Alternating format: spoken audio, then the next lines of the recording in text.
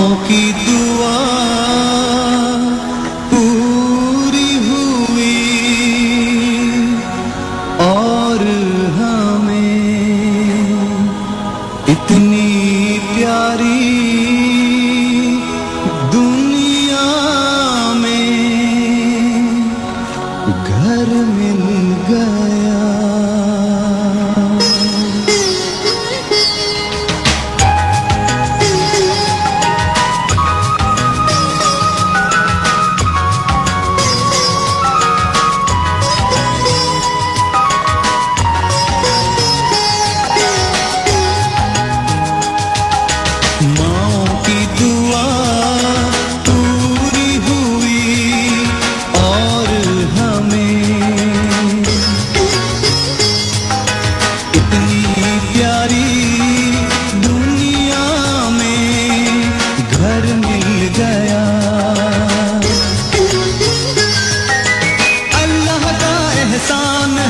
हमारा पाकिस्तान है, हम आन, हम शान, हम इसकी जान है, हम पाकिस्तान है।